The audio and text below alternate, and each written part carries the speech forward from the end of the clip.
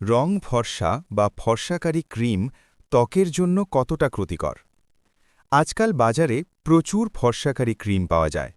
TV ও social মিডিয়ার বিজ্ঞাপন দেখলেই মনে হয় ফর্সা হলে জীবন সুন্দর হবে, আত্মবিশ্বাস বেড়ে যাবে।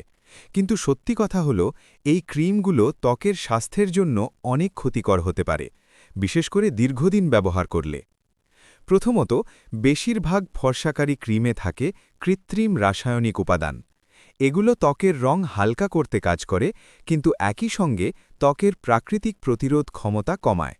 ফলে ত্বক হয়ে যায় সংবেদনশীল এবং অতি সংবেদনশীল হয়ে ওঠে সূর্যের আলো, ধুলা, দূষণ ইত্যাদিতে। দ্বিতীয়ত, অনেক ক্রিমে থাকে স্টেরয়েড বা হাইড্রোকোরসন। এগুলো সংক্রমণ বা প্রদাহ কমাতে সহায়ক হতে পারে, কিন্তু দীর্ঘদিন ব্যবহার করলে ত্বক পাতলা হয়ে যায়, লালচে দাগ, একজিমা, চুল ওঠা বা স্থায়ী ক্ষতও দেখা দিতে পারে। তৃতীয়ত, কিছু ক্রিমে থাকে মার্কেটিংয়ের জন্য হালকা লাইটেনার ও প্যারাবেন। এগুলো